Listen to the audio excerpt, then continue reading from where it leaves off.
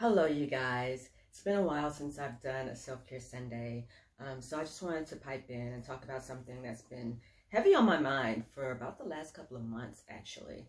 Um, Basically, it's about the statement that we've all heard and we've all been taught over the years. Pretty is as pretty does. We all know what that means. It means who you are as a person, who you are on the inside is far more important than what you appear to be on the outside, than how you actually look. And being a good and decent person helps you to look even better on the outside, right? So we all grew up with that, so we know that, right? I just want to take that a little bit further, one step further, and say that your soul, your spirit, your aura, or whatever you believe in cannot be cloaked by expensive clothes, shoes, handbags, hats, head wraps, or makeup. It can't hide who we are as people on the inside. So we all also know this famous movie, right? I'm not going to call the name of it. I'm not going to say who's in it because the Instagram police stay flagging my account for doing stuff like that. But anyway, in the movie, and y'all are going to know it as soon as I talk about it, in the movie, there's one person who chose to live a very, very meager life. Like homeless, half the time didn't have a bath for days, even weeks at a time, but was always a kind and gentle person. And in the end, turned out to be a millionaire. The other person had the very best of everything. Everything. Most beautiful clothes, most expensive shoes, all the things. But had the nastiest attitude. Just a horrible, nasty attitude. And in the end, it cost that person everything. That person was toxic. And none of her pretty clothes, none of her makeup, none of that could change that she was toxic. And it could not cover that up. So my point is, toxicity kills. Not just toxicity in our products, which, I'm totally against that as well. But it's more than just in our products. It's in people. And it's usually a very long and slow process.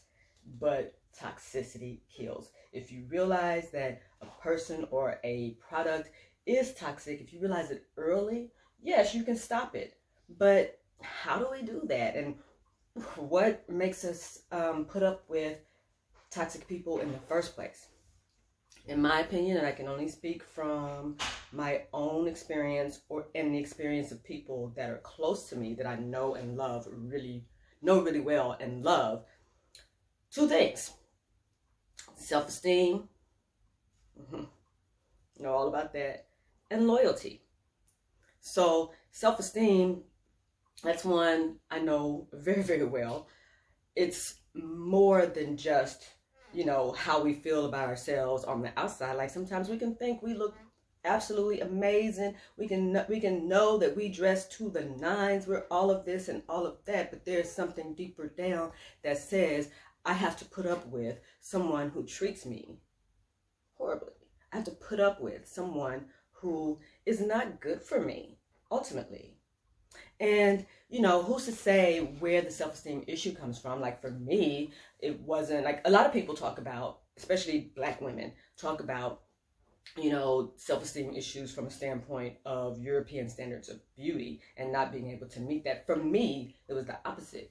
It is colorism and standards of beauty in the Black community that I never met. I met, and with as brown skinned as I am, with as pro-Black as I am, yes, I said it, I'm going to say that, with as pro-Black as I am, my growing up, and even now still in life, my standard of beauty is not that of the Black community. So that hurt my self-esteem more than European standards of beauty. For other people, it could be, someone didn't think that they were pretty enough. Someone very specific. Whatever the reason is, there's something deep inside that says, I have to put up with toxic people. The second thing I said is loyalty. well, we've been friends for 30 years, so I can't just stop talking to him or her. Or that's my cousin, that's family. Family can be toxic, your best friend can be toxic, anybody can be toxic. You just have to realize, and you have to be strong enough to say that can destroy me.